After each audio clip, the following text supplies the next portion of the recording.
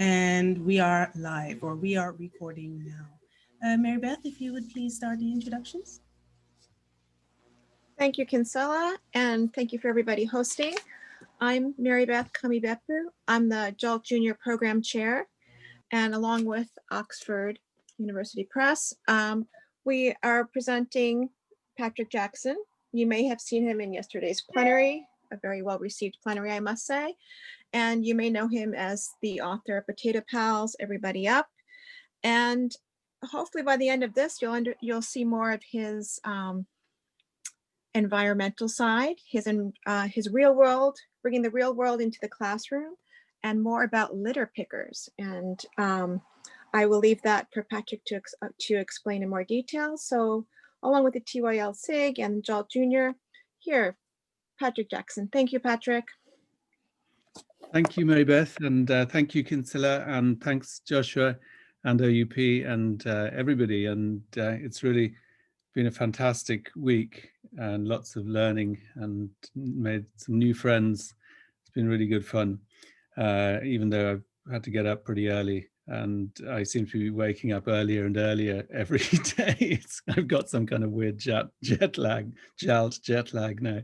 It's probably going to take me about a week to get back to normal. But no, really amazing technology to be sitting here. It's dawn. Dawn is dawning here in Dublin, and you guys are in the end of your afternoon, I think. So yeah, hi everyone. If you'd like to just throw in the chat box, let's see if this works. Where are you, and what age group are you teaching? And maybe if you could say something about your own reason for coming to this workshop, what you hope to learn, or possibly if you could put some comment about what kind of environmental or issue related work you're doing at the moment with your students. Just let's get to know you. Let's get to know each other. I see a couple of people I know already. And then I'm going to switch over to screen share and tell you what I've been up to since I left Japan. I taught in Japan for about 10 or 12 years, and I taught at all age groups, starting with little ones and ending up with old ones. And it was a fantastic time. I came back to Ireland 10-12 years ago. When was it? Just when the economy collapsed. And I've been working here kind of in education related things, more on the writing and sort of editorial. I've been working in e-learning. I've been working in environmental on various environmental projects, and sort of having a similar kind of patchwork career as what I did when I was in Japan, with my timetable divided up, sort of always prioritizing freedom, I guess, which, you know, is been a little, you know, quite interesting at times. But anyway, so we have, oh, Leslie, is that here? You are, Leslie. Hey. Oh my goodness, we have, yes, we have a celebrity in our midst. Sorry, I'm sure we have lots of celebrities. Hi, Marion, and from Tokyo, teaching 5 to 12-year-olds, pensioners and environmental. Yes, great, love the pensioners, because they want to be there apart from anything else, for sure. Hiroshima K-12, some community service, want to know more. Okay, I hope I can help tell you what not to do anyway. Osaka, university students working in elementary school here, because I'm interested in CLIL. Yeah, great. Super, yes, me too, Torin. I'm looking forward to that chat. And Kim, hello, Kim, old pal from the old days in Gifu. Yes. Japanese kindergarten, yes, I know that, yeah, and still a legend, I know, from Facebook. Jim, hello, Jim. Good morning to you, handsome too. Lovely to see. I don't think can I see you, Jim? No, can I see Jim? Where's Jim? No, he's not. He's hiding. No, sorry, we've not got a video camera working down here. Well, I'm glad to hear you're on top of things there. Ibaraki. Ibaraki teaching at universities. Fantastic. What a lovely collection of people from from around the place. And then there's Ray Sandy, who I met yesterday. Hi, Ray. I was kind of giving my talk yesterday to you. For some reason, when I was coming to sit down, I was really, really nervous. And my heart was going like 90 and not 90, 190. And I remembered I'd read this thing which says, if you're doing a talk, don't try and think of the whole audience who's going to be there. Just think of one person and try and talk to that one person. So I was thinking of Ray Sandy yesterday as I was doing my talk. It kind of helped me calm down for some reason. I don't know if that's, yeah, if that's creepy. But anyway, thank you for your service to my talk. So I better get on because we don't have all day. I'm going to switch over to screen share, and my thing is kind of loosely divided up into chunks. You know, there are various bits of the story. It is very anecdotal. I'm not an expert at all on any of this. In fact, it's all based on my own personal journey, which has been led from one thing to another just by seeing what seemed to be the thing to do next.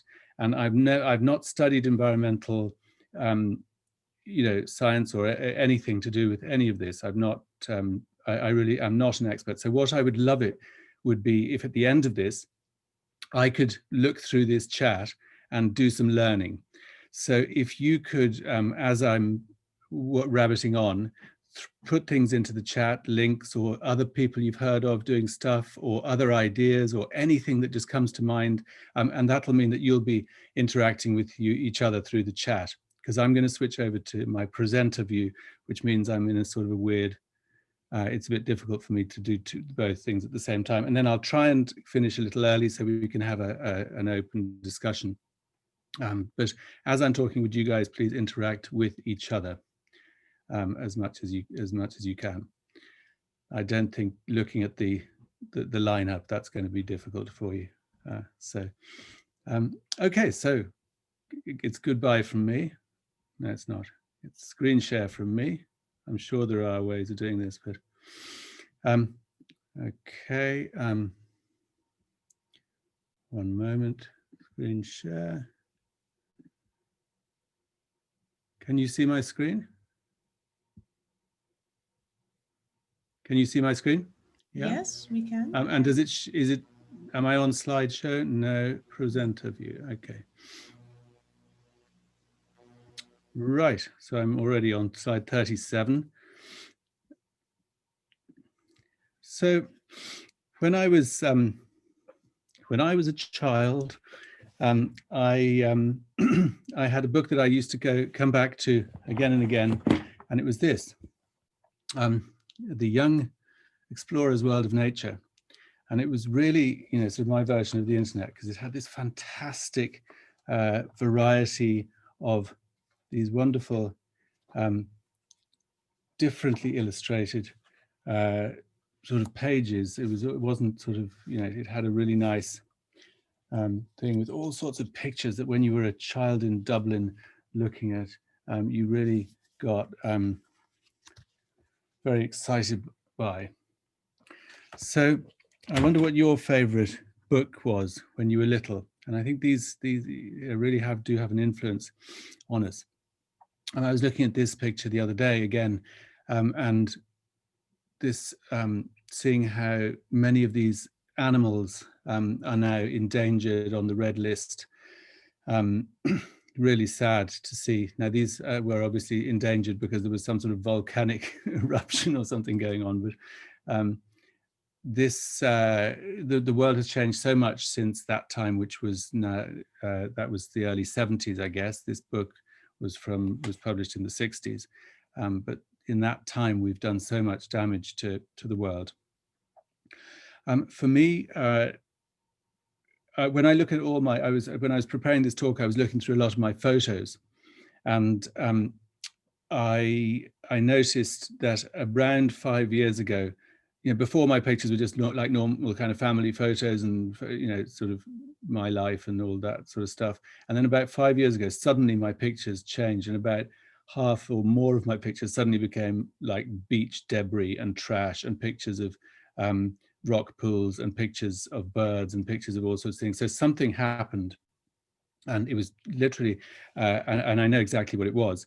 And it was, I was out for a walk with my dog, and we came across a seagull which was caught up in fishing line. And this bird was flapping around, and so we managed to free it. It was actually quite a funny story, really. There was an old man with a penknife and a chef, and there's a whole story there, but I'll spare you. But we freed this bird, and it flew off. Actually, it pecked me quite badly before it flew off, but anyway, we forgive it. And the next morning, I came down to the same place, and there was a litter picker-upper, like the tool, on the ground. And one of the council guys, I think, had left it behind, and it being Ireland and not Japan, I took it and I started litter picking. I'm in Japan, I know people don't pick up stuff they find and just keep it. Yeah, okay, sorry. In Ireland, we have finders keepers. So anyway, so I took this picker up and I started picking, and I picked every day, and I picked at this particular place, and it just became part of my daily thing.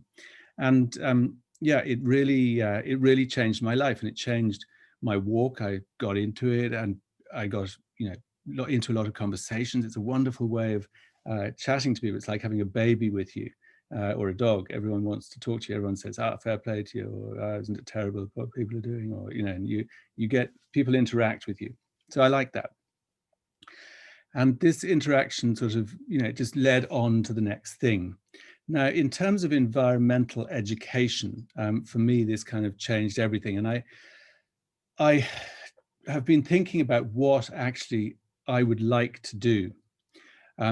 With what are the processes, what goes on with a person, with students, that were with people in the community that were on this journey with. And there are certain things that happened for me. There was an awakening of interest. Now, this interest went back quite a long way. I was always kind of interested in nature, but this was really supercharged by this seagull thing, and by actually picking litter, and actually every single day looking at the ground, picking things up, looking around me, spending that time. And that process really changed me. I think it changed, it has a lot of effects on your mind, that kind of activity, being outside, being right close up. So having that interaction with nature. And then when you're starting to make an impact on an issue, or of whatever that issue is, that also changes you. And that changes the way, it changes the way people think about you, and it changes the way you think about yourself. And having that sort of mission, I guess, really became very, very important in my life. And now I would say it's really the most, important, apart from, family, obviously, but in terms of my life, career, work, etc., it's definitely become my most important thing, that I care about the most, that gets me up in the morning, that means that I can work at it. I can work at it for any number of hours. I could go out this morning, I could pick litter until it got dark, happy as Larry. And I could, meet people and do it with them, and all sorts along the way, and have a lovely time. So this process of interest, interaction, making little impacts day by day, has established an identity in me, a self-identity, and which is that I think of myself as somebody who does this sort of work. Now, I don't think of myself as an expert, but I think of myself as somebody whose part of my daily practice is doing this stuff. Now, if you're doing this kind of thing, just put it in the chat. I really want to know what people are doing. Now, I'm very lucky. I live in a beautiful place. We all live in a beautiful place, really, but I live in a particularly beautiful place. This is the beach just down the road from my house. Now, that sign up on the thing says sewage. So in this beautiful, beautiful beach, we have a direct wastewater outfall into the sea. And this is in a place called Howth, which is one of the most photographed, scenic, and popular, loved sites of Ireland.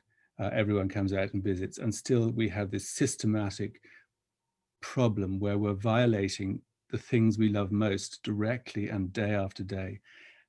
So this is Doldrum Bay, where I spend a lot of time, and it is an absolutely heavenly place. This is when the tide's out. You can see all that fabulous, those rock formations, and they are obviously full of rock pools, interesting rock pools, which are full of creatures. There's an amazing, this dramatic coast. This is on a stormy day, so it really is a wonderful place. Now, these are pictures a friend of mine took in the rock pools under the water. Above the water, you have all sorts of beautiful bird life, natural life. I wonder where do you find this? Where do you go for this near you? It has what I call the world's squarest rock pool, and this amazing geology, as well as seaweed and other beautiful plant life, weird and wonderful things that you find and have to look up or ask friends. These are called dead man's fingers. I don't think that's the real name for them, but they're commonly known as dead man's fingers. And then occasionally there's this, you come across something, because every time you go down there, it's different, of course. And you come down at certain times of year, you might find a baby seal down there. They come on shore for part of their early life. And then you find that some things are a little bit more interesting than other things. So you pick them up and you think, oh, I'm not going to just throw that away. Or this is a lobster,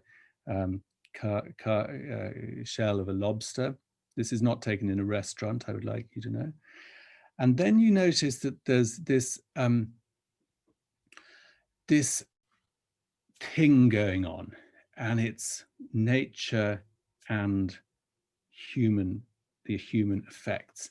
And then you see how far this is going back. So this picture here shows metal that has been wedged in the rock, probably for decades, and is becoming part of the rock. And you see the effect of human activity and human practices, and the way that is really impacting on the natural world.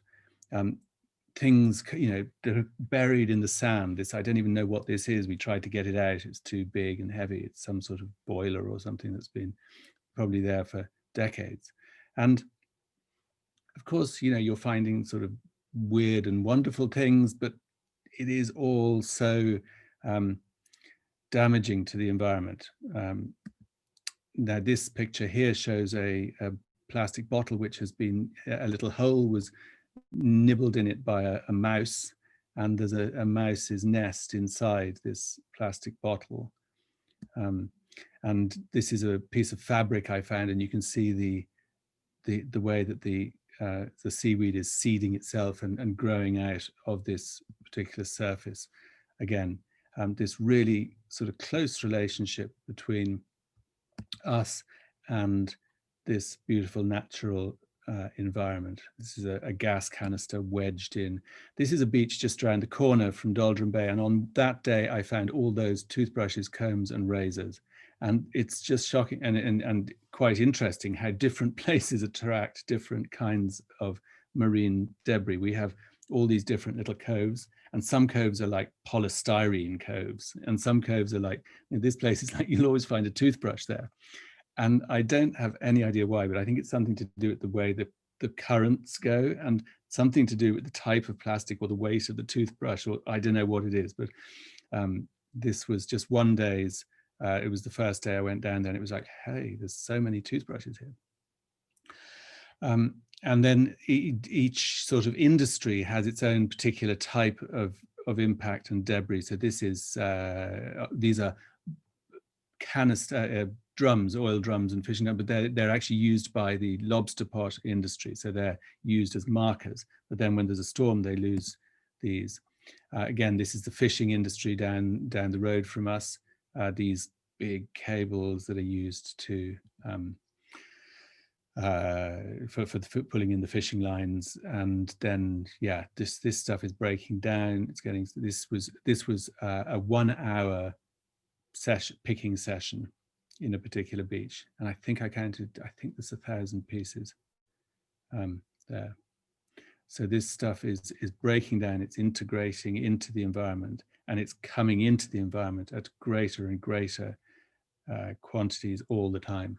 This is a kind of, this is polystyrene. So this is the polystyrene used for packaging, and it's used in the fishing industry, here the fish packing industry down the way, and boxes blow into the sea, and these end up breaking up into millions and millions of pieces, which are in the environment. You can also see the green offcuts from fishing net repair. So this is going on all the time. I brought a pile of this stuff to the harbour master. I said, look at this, can you see, you know, what, this is just all going into the sea. When they repair the nets, it blows into the sea. And he said, Patrick, are you serious about that? You actually care about those little things? I was like, yeah, because that's in there for hundreds of years. This is, you know, forever. I said, oh, come on, Patrick, you know, you've no idea. Every single fishing boat that's out there, when their net is damaged, they repair their nets out at sea. You know, the amount of fishing nets that are being fixed on the harbour wall is nothing compared to this. Is going on all the time, every day, day in, day out, and it's all going in the sea. So we have huge systematic problems associated with the industries, or pretty much every industry, that we've really got to get on top of. This is, yeah, this is out the back of a restaurant. You know, I mean, you know, oh, let's just, you know, this is an Island's Eye, one of the most beautiful places in the world. So we have a problem.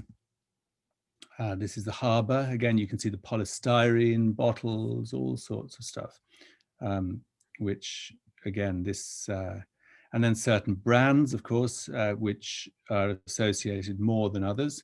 I always annoy Coca-Cola tremendously on Twitter and stuff by posting, hey, you know, what is it? Coke has life, or this Coke's on me. So yeah, we have a problem in Ireland.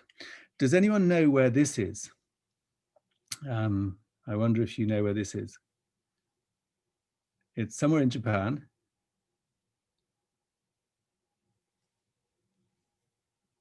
And when I was living in Nagoya, for some reason, I became obsessed with this place. And I had a big map of it up on the wall. And I always used to say to my wife, I want to go to this place. I want to go. And she was like, why do you want to go there? And it's Oki Islands off the coast of Matsue. And off the, is it Shimane, I think, Totori, Shimane. So last year I actually went there finally. And it was this place that I'd romanticized in my head, that, you know, the Oki Islands was going to be this just paradise. And it is, it's absolutely brilliant. It's a gorgeous place, really nice. If you're living in Japan, recommend you check it out, because it really is a special, beautiful, beautiful place. And then you go down to the beach, and it's the same as everywhere. And it's like this. Last year in spring, I was in Iceland. It's the same, Ireland, Japan, and it's, you know, it's just this worldwide problem that we've got to figure out. Again, not to vilify the fishing industry, but you can see, you know, obviously they are on and using the sea for their, you know, for their livelihoods, but it's really got to something's to be done a bit.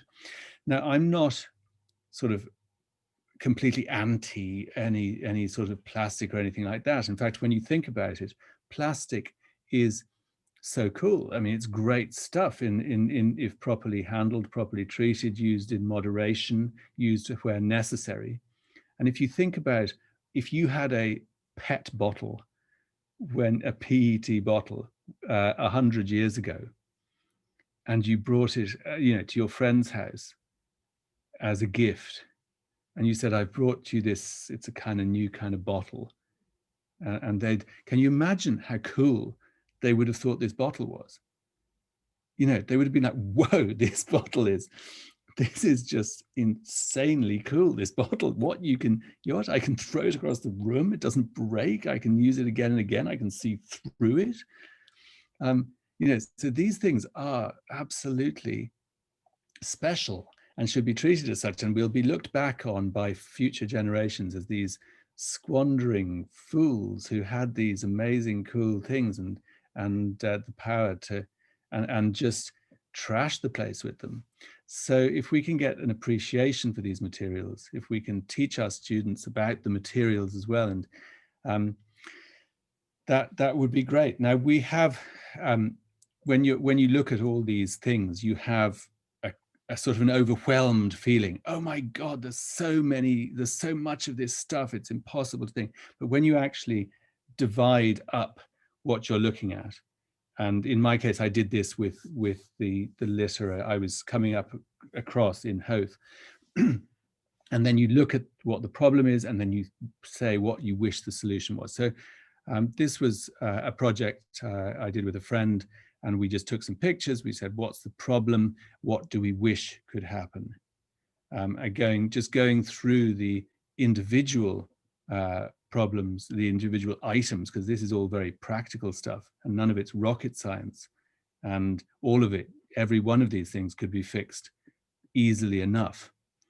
But we have to break it down in order to see the individual issues, and then they need to be tackled. And I believe they need to be tackled on a high level, because you can't expect individuals, while individuals can change and individuals can lead better lives, you cannot expect individuals to make this change happen quickly enough and broadly enough. Now in Ireland, we had a thing where they suddenly put a big levy on plastic bags. And it was quite a substantial levy. I can't remember at the time, but it was enough that would definitely stop you getting a plastic bag if you really didn't need it. And overnight, the landscape, which had been littered so badly with all the hedgerows had been full of plastic bags. Overnight, this kind of, plastic bags are not an issue. We have lots of other issues, as you can see, but this kind of, it has to come from government. It has to be governments being brave enough to stand up to certain industries and say, no, actually, you're trashing the place. No, actually, we're going to put this levy on. We're going to, you're responsible for this, and we're going to address this. So, so I had become aware of the issue. I was kind of interacting with it on a personal level, through my own litter picking and through sort of learning. And then I thought, well, it'd be fun to actually do wonder, could we kind of do something about this? So I immediately thought, the thing one immediately thinks of is, okay, let's organize a big beach clean. So yeah, that was sort of the obvious thing. So we organized beach cleans, and we had a terrific time. Now, big beach cleans are great fun, and everyone will do it for the day. These are some Japanese students who came over to Ireland, and they were roped in immediately to do beach cleaning, my victims. We would do little beach cleans. This is my best friend, and we meet people and get them beach cleaning. There's some Brazilians we met on the beach. And we just had this sort of thing going where every few months we'd put out posters, we'd get people and try and make it as attractive as possible, as fun as possible, to come and join us. And we kept going and kept hitting the same. Actually, there was a beach that was particularly easy for people to come to, particularly easy for people to clean, and it always covered in trash. So that was great. And then, but we might have been getting 20 people turn up, 30 people, that kind of thing. I thought, how are we going to get more people? We need this place, this beach, this Sutton Creek beach it's too bad. We're never going to get there like this. So I thought, what in this community is going to get more people coming? Kids. Okay. What parent is not going to turn up if their kid comes home and says, Dad, Mum, we're doing a beach clean, will you come along? So I thought, okay, we'll try and harness this sort of magical power of children in the community, which they do have. And I like telling kids when I go to visit schools, I say, you guys don't realize this power you have. Your families will bend over backwards for you. They'll do anything. You have real power. And it's true, because every parent wants to be a good parent and wants to support this kind of thing. Everyone knows that that there's a problem. And when a child is inspired to do something, then that everyone gets on board. Yeah. So we thought, okay, so we got the local schools involved, and we went and we did a report on the beach situation, and we brought the kids down, and everyone wrote little sort of comments, and loved that one. It was totes gross. There was even a dead seal. It was manky. I don't know. Do you use that? You don't? Is that a word? Do you know? Manky. I think it's pretty Dublin. So yeah, that was so manky. It was disappointing to see. So just to make that connection, and then we got some kids into the local radio station to tell everyone about it. I made a sign, a really embarrassing spelling error there. My attempt at making a sign for people to see. I was like, oh dear. And that day we set ourselves up, and we got loads of people. We got 300 people turned up, and it was one of those real goosebump moments. Wow, this is what it looks like when the community actually, and in this case it was through the kids getting people to come along, when the community actually gets involved. And it was so much fun, and it was so wonderful, and everyone had a great time. We got teenagers, little kids, we had all age groups, everyone had, it was a real celebration, and we picked up 2 truckloads of rubbish off the beach. So yeah, it was terrific, and that was a couple of years ago. Now I haven't frozen. I'm just thinking of what to say next, because I don't want to denigrate the big beach clean or the big community get together thing.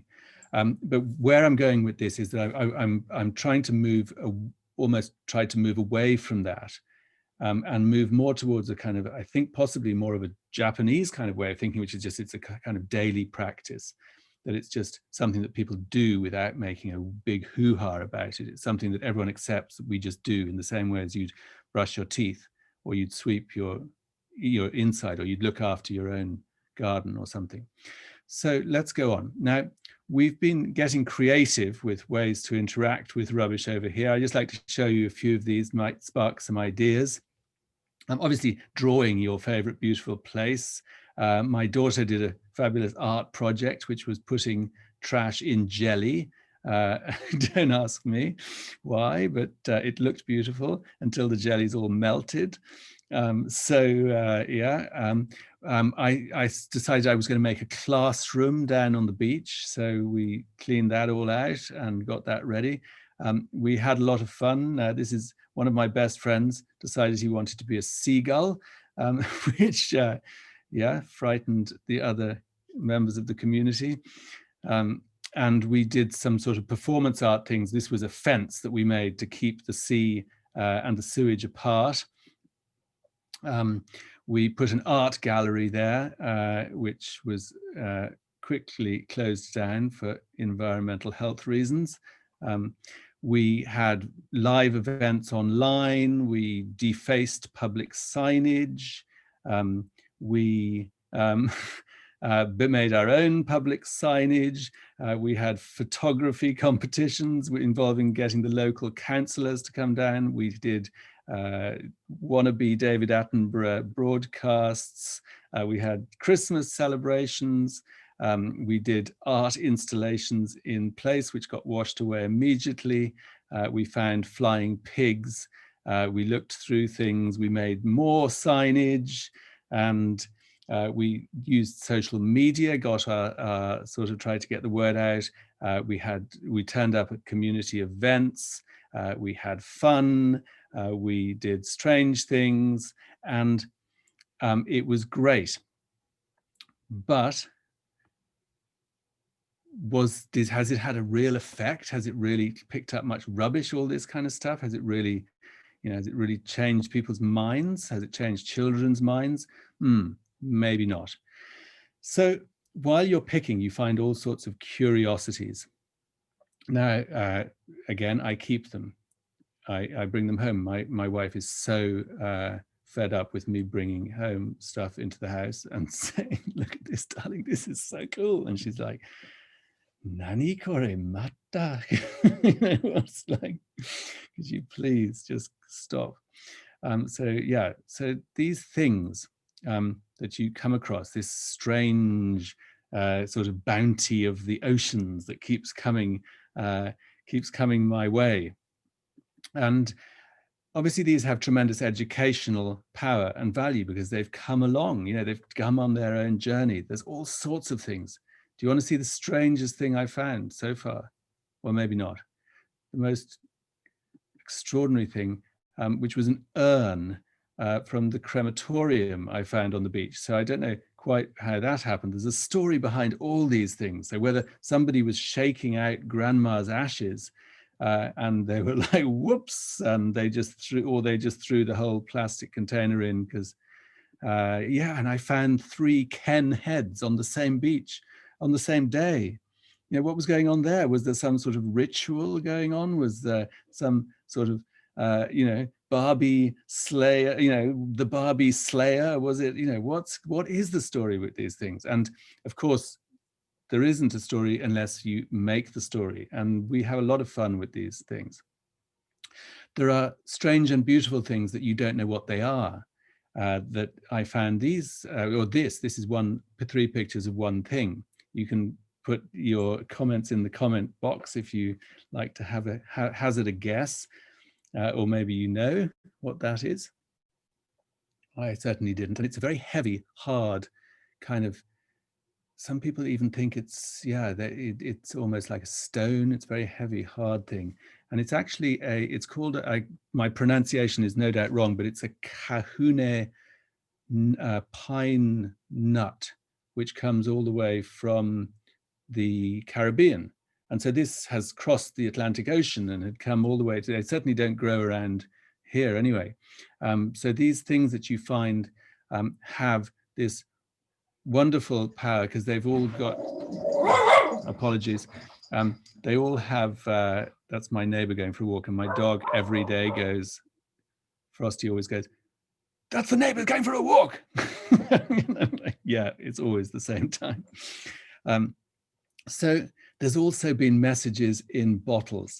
Now I wonder what you would write in a bottle, on a message to put in a bottle if you were to throw an old glass bottle in the sea with a message in it. What would you write? Of course, the answer is you wouldn't throw a message in a bottle in the sea because it would be littering. But I have found a number of messages in a bottle, and the first time I found a message in a bottle, oh my goodness, this is so cool. I found this message and I picked it out of the bottle and I unrolled it, and this is what it said. Piss off. So it said, piss off, actually don't, I love you. So it's such a beautiful message. It's so definitely written by a teenager. That was my first message in a bottle. And then I found another message in a bottle, which I couldn't read because it was all soggy, but it did have some little treasures in it, like a penny and a little bit of sea glass. And then I found the ultimate message in a bottle, which I'll show you now, which were these 3 tickets. And these 3 tickets were rolled up, and I unrolled them and I looked, and they came in a Coke bottle, and they'd come all the way from Iceland. Greenland. They'd come all the way from this place called Umanak, which is in the west upper part of Greenland. And it would have traveled all the way down the coast of Canada, right down the east coast of the US, and probably maybe down as far as South Carolina, somewhere like that, and then come down, join the Gulf Stream, come across the whole Atlantic. I found those tickets 18 years after they'd been thrown in the sea in that bottle. Now, how long they'd spent on the beach at Doldrum Bay, I don't know, but this power of plastic to live forever. I got on Twitter and I tweeted, hey, found these things from Umanak in Ireland. And it immediately became a sort of, it was my only Twitter viral moment, except it was in Greenland, because everyone in Umanak immediately jumped on this story. And so I was contacted by somebody from that town, and he lived in Copenhagen. So I went over to Copenhagen. I was going to Copenhagen anyway, don't worry. And I was able to give him one of the tickets, which he was able to bring back to Umanak. And then I met a friend who was going sailing up to Greenland. So I gave him one of the other tickets, and he brought it up there and gave it to the museum up there. So a lot of fun to be had, combining trash, social media, real people, putting it all together. And now, it might not be trash for you. It might not. I mean, so your thing might not be litter. Your issue might not be environmental stuff. Your thing might be something completely different. But by following and joining the dots, I've had an awful lot of fun with this. Now, I'd like to tell you about another project now called the Cloak of Hope. So I end up with this pile of things that I found, all these bits and bobs. And, I do just sort of generally do things with them as you do when you're a primary school author. As Leslie will know, you generally just play and then you bring them to school and you show the kids, and the kids all go, yeah, look at the doll's head. And that was really fun. But they were all sort of somewhat disjointed. So I put them all together and started stitching them onto this curtain, which became the Cloak of Hope. And the Cloak of Hope has grown as a project. So I bring the Cloak of Hope to the school, and I make the teachers, rather than me wear the Cloak of Hope, I make the teachers wear the Cloak of Hope and put them on the spotlight. Now, obviously, in my case, I'm coming from outside. I'm making the teacher the center of attention rather than me being the Cloak of Hope. But in your case, if you're teaching, then obviously the message is don't be the center of attention, make the students the center of attention with whatever you're doing, because everybody loves that. Now, the Cloak of Hope has been a bit of a hit. Principals and everybody likes it, except it's a little bit smelly. That's the elephant in the room. Shh. And the Cloak of Hope has traveled far and wide. But the Cloak of Hope, again, it's educational. It's not litter picking, really. It's just sort of, yeah, we know about that. It's missing something. So now in the last 10 minutes, the next 10 minutes, I think I've got some more time. In the next 10 minutes, I'm going to tell you about the final piece in the puzzle. Now, I hope it isn't the final piece, but it's the final piece as of today. And that's a project called Pick-a-Pals.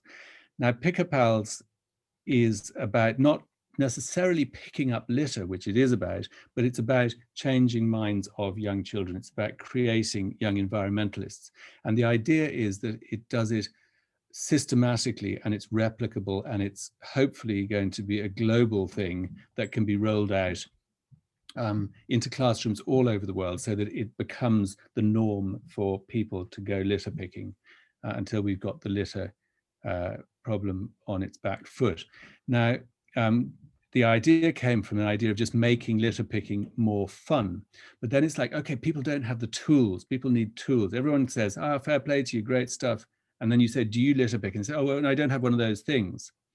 So you have to give people the tools that they need to do the thing. You can't just say, oh, go and clean up. You've got to give them the means to do so.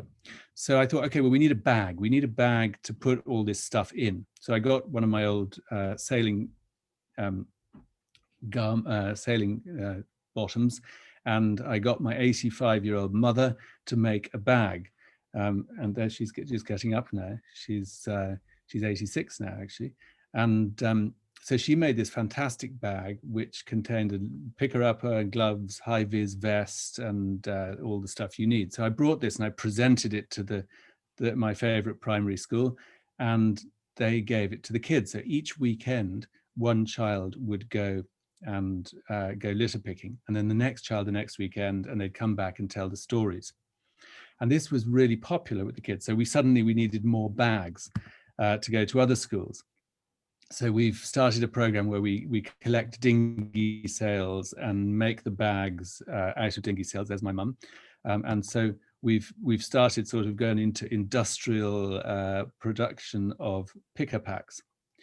But picker packs, just giving people the tools, that's not really enough either, because you can't just say, here, there's the tools, off you go. You have to, as you guys know, as teachers, you have to give them the inspiration. And so I thought, okay, well, what's going to inspire children? Well, the only thing that ever inspires me is a flying island. For me, flying islands are just the business. So I thought, okay, do I have any flying islands lying around? And I did have a flying island, which I had submitted to Oxford University Press about 15 years previously as an idea for a course. And they'd said, no, we're not doing flying islands. So I kept this drawing of a flying island. I thought, okay, well, I'm going to use that bloomin' flying island for this. So the flying island became the flying island of Pickeropolis. And all the picker pals, these characters live on this flying island, and they come down and they do litter picking activities. And we have a picker pals song. And there you'll see Brian Cullen, the well-known Irish musician in Dublin, singing the picker pals song with me and those kids. So yeah, so we had a song and we had a flying island, and then we thought, okay, well, we better have some books. So I wrote a book called Picker Power, which is the first of the Picker Pals adventures, which is, and of course, if you have a reader, you need a workbook, don't you? So we had a workbook. So the idea of the stories is that the Picker Pals characters, they kind of model the whole program. They model the activity, they model the problem, they, you know, so the kids read basically what they're going to be doing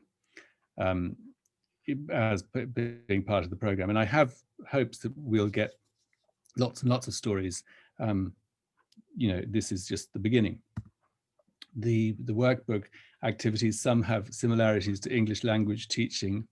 You can probably tell my background here, but yeah, those are you know, a fun part of the program as well. And it's been, yeah, it's been well received. I've been able to meet all sorts of people. This was the last week before coronavirus. I managed to meet the mayor of Dublin, met loads of teachers, and we were thinking, okay, it's, you know, coronavirus hit, and we were thinking, oh gosh, are we going to just shut this down? But actually it's worked out, not, I'm saying it's worked out really well, but it's worked out as an activity that has been possible because it's individuals working with their families. So it's been possible to continue during coronavirus.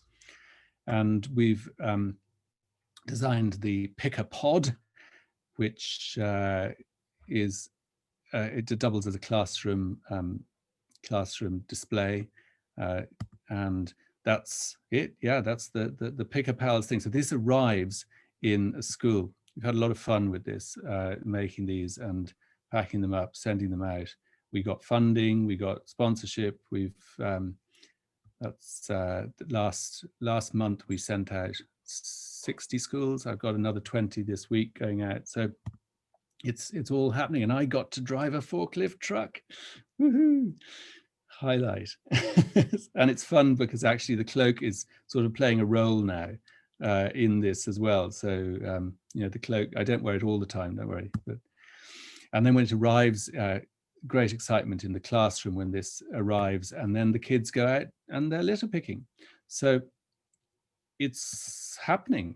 Which is great, because it means that at any time now in Ireland, any weekend, there'll be 60 kids out there litter picking, which means I can sit here and keep warm under my rug. So that's really it. Now we've got friends in China who've started litter picking, and they did a Picker Pals group litter pick, which had this really nice banner with "We care, we act." And I think it really does come down to action.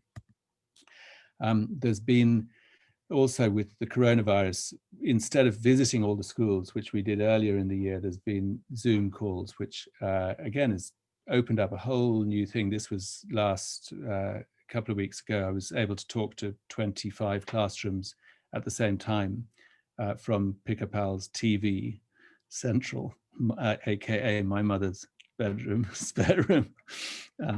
So yeah, now I'm going to shut up now, but before I do, St. Patrick did this really cool thing. I'm not St. Patrick, just in case you were confused. He picked up a shamrock and he said, look at this, shamrock shows the three parts of God. This is the Trinity, this is what it is. So he managed to make this connection with nature and he tied it in with a bigger message. Now, the message that I think we have to tell as teachers is somewhat like that, and we're making a connection, we're connecting to the local, we're connecting to the things that are all around our students, and we have to do that to make their learning real, to connect them to the real world, to awaken interest, to create interaction, to make, what's that say, impact, and to establish their identity as a new generation of environmentalists. So please, I would love you guys to be involved, and I mean that. I'd love thoughts, feedback, interaction with you all, and I'd love you to, yeah, be Pick-a-Pals and share your knowledge and experience, which I have little of, as I told you. So the medallion on the left there, that was Enid Blyton started a society back in the 1930s called the Pick Up Glass, Pick Up Paper Society, the Pug Pups. And I see Pick-a-Pals as being the descendant of the Pug Pups, because we pick up glass, pick up paper, and we also pick up lots and lots of plastic. So let's do it, yeah. Thank you very much. So I'm going to stop screen sharing now. Maybe, do we have time for a bit of a chat? Yes, thank you very much, Patrick. Before we go to the question section, can I ask everybody to unmute and give a round of applause to Patrick?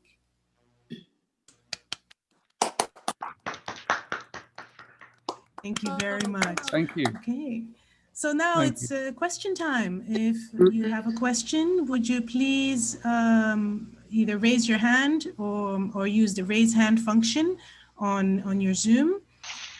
And please go ahead and ask Patrick a question.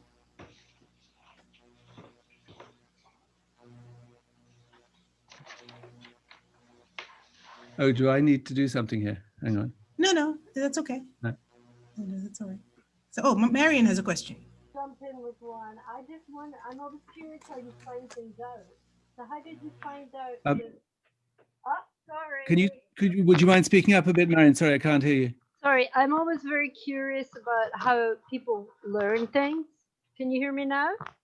Yes, I can. Okay, how did you find out about those kahini pine nuts and where they came from? Was that Twitter as well? Yeah, I actually, what did I do?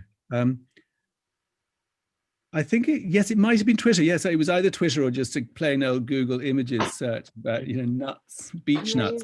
There's a whole thing about, there's a whole beech nuts world.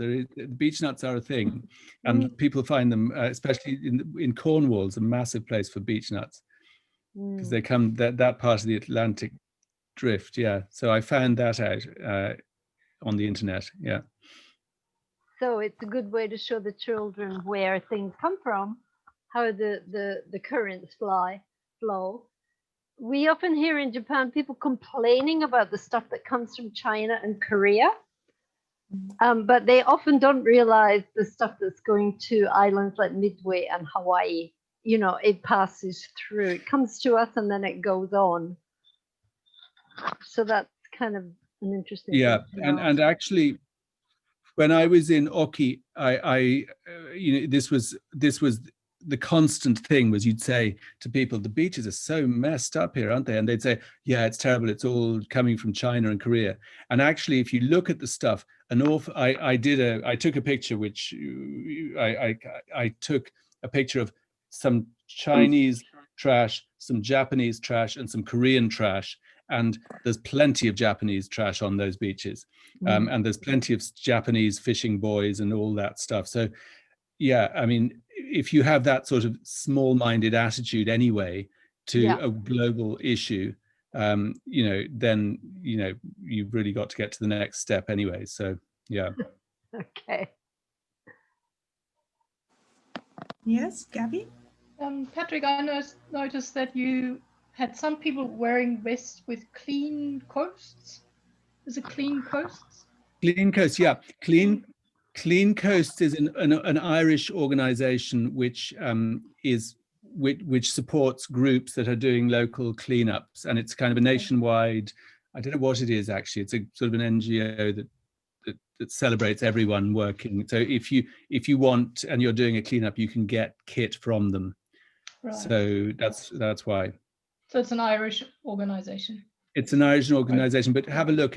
Have a look online. They've got lots of really nice stuff, and they also have. I think they have resources that you can, you know, it would have a look at them. And one more question: the pick-up-elds. What are your oldest children? Are they just up to like year 6 or so primary school? Well, actually, when I made the original content, I thought this will be suitable for first year primary. I mean, that's not that litter picking is only suitable for that age group, but that's where I pitched the thing. And then some schools came along and said, we want to do it. In Ireland, we have junior infants and then infants. So you go in at junior infant. It's great. And then you become a senior infant. It's kind of an oxymoron. And it's, you know, I'm a senior infant. And then you become a first year. And so we did it down to junior infants. And then we've actually done it up to 4th class. But my hope for Pick-a-Pals is that it isn't associated with a particular age group. And actually what I'm trying to do is, in Ireland, we have a transition year, which is the 4th year of secondary. And it's kind of a year where you know, it's not a year off, but it's a year you're meant to be doing different community projects and learning in a different way and sort of, you know, taking a broader view. And so what I'm trying to do is I'm getting transition year students to connect with the primary schools. And bring Pick-a-Pals, because little kids, the coolest people are teenagers. Okay, I'm so sorry to interrupt, but we've run out of time for this session. I want to thank Patrick one more time. If everybody would give him one more round of applause. Yay. Thank you guys. Will I be able to see the chat? Will I be able to see the chat unroll at any stage? Unfortunately, once yes, it will be saved though. Yes, and I can. Okay, because I would like to see all those links and things, people. Oh, okay. Thank you very much, everybody. Patrick, will you also share your material, your slide? I don't. How would I do that? Is this not recorded? I think it would be best to send an email to Patrick, and then he can send an email to you. Patrick, would you put your email in the chat box, please? Hang on. Thank you. Most of you already have it, I think. Well, there it is. So that would be lovely. And then the file is only 240 megabytes. Okay. I'm sorry, we really have to go. Thank you so much for coming, everybody. Thank you. The next presentation is starting. Have a lovely rest of the conference. Thank you very much. Bye. Thanks, guys. Thank you. Bye-bye. Bye. Bye. Bye.